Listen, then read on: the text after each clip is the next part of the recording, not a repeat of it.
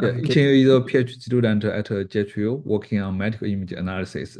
He also has take on the role of organizing chair of the first two third international workshop on foundation models for general medical AI. At Mikai, he has published over 50 high-quality papers in top-tier conferences and journals. My supervisor must be disappointed on me when I was a PhD student. Uh, yeah, another point is that he is one of the key contributors of SAM-3D, which is one of the earliest 3D interactive segmentation foundation model, which will be presented by Haoyu later. Yeah, without further ado, Yiqin, it's yours. Thank you, Dr. Ma, for the introduction. Hi, everyone. I'm going to have a very quick walkthrough for our very current work for the SAM. So basically, it is an interactive semantic segmentation for volumetric medical imaging stuff. So as a very beginning, this is the SAM. I guess you are very familiar with that. So SAM itself is targeting at zero-shot segmentation. So basically, you can prompt it, it can also segment everything in an automatic manner, which is segment everything mod. And here is the architecture of SAM. I guess you will see like very similar diagrams very often recently, because I've noticed also some others are working on SAM-related architectures. And the very key motivations we targeting to solve is about SAM's intrinsic segmentations that is confined to instant segmentation. So in medical scenario, we would say we are more than just interested in instant segmentation, but also interested in the semantic itself. So basically, we want to understand each instance whether they are classified as autonomy structures or they are just like related to pathological structures as well. So there is some related previous works about SAM that trying to adapt SAM into uh, like a semantic manner. So basically, they just use fine tuning. So they fine tune the decoder and adapt that architectures into like a semantic manner. Basically, they have the frozen image encoder, and they use like particularly semantic labels to retrain the mask such that it can be adapted to like a semantic segmentation manner. So, what is the limitations here is such fine tuning might somehow lose part of the interactive capabilities because uh, sometimes you do not like preserve the entire segmentation capabilities of SAM. And most importantly, they are not no longer like preserve the instant segmentation capabilities. So they are totally adapted to like a semantic manner, but they are not going to have like somehow they can do both instant segmentation and semantic with one architecture. So that just becomes our motivation. Basically, we would say we want to preserve the instant segmentation manner of the backbone dam. And afterwards, we add like a post-processing layer such that it can also going to understand what particularly like semantic, like the instance mask they are attributes to. So that is the biggest motivation. And the other motivation also includes we want to rapid adapt to new semantic classes. Say you have like trained it on autonomy, like structures for whole body CT. And during the inference, you also notice like some pathologies you are also interested in. So basically, you just want to like use a very quick adaptation to those semantic labels without very heavy retraining. So that just yields our fundamental ideas of use prototype layer to do the semantic classification. So the overall idea is we have like a post layer we put afterwards the SAM itself. So the SAM backbone, you can basically use arbitrary SAM backbones. It can be like MATSAM, or it can be like SAM-MAT 2D, 3D versions. Basically, you take the image features from the encoder as well as the decoder, and you fuse them. Afterwards, you have do a little bit like stack of transformer such that you get like an embedding for a particular like instance, and afterwards you just use like prototype layers to do the classification for that embedding, such that you can do like semantic segmentation as like a postdoc classification task. So this is generally the formulation of how we reformulate the semantic segmentation a little bit. So firstly, you get like a instance mask based upon the original zero-shot segmentation capabilities of SAM. And afterwards, you get the embedding for that instance mask accordingly. So you have the instance mask, you also have the image, and afterwards you just get the embeddings from it.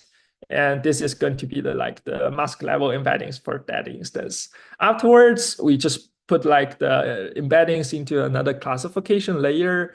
So you can get like the classifications for that instance mask.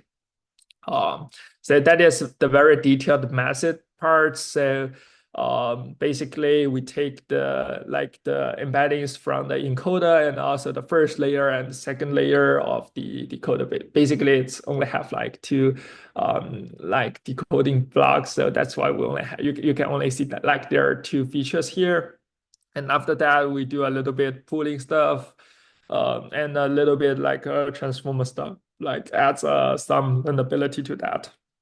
And what after fusion is we're going to train prototype heads. So the prototype will follow like the very standard way of the prototyping.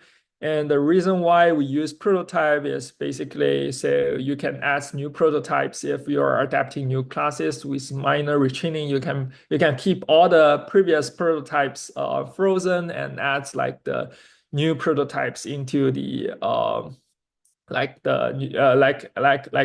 can just like retrain on the new prototypes. And I want to mention here is for the prototype parts, you are when you're training, you will notice like there are very high similarities with each other. So you have to like impose a very strong regularization here to make the prototypes there differentiate from each other across different classes. So this is like a little bit tricky if you are applying prototypes to medical stuff. And the second, we also wanted to make quicker inference. So we also did a distillation for the 3D backbone. So we start with SAM-MAT 3D, and we do like a layer-wise distillation because we assume like you have a very limited data set when you're going to adapt it. So basically that is the method we adapted from our previous other project, FastSAM. So it's like we are distilling every 2 layers from the teacher to a student models. It's like a layer-wise distillation. So you use MSE. Here is like the codes, and you might also find like workshop specific retrained version at this link. Regarding some quick ideas about adapting these methods to the workshop. So since we are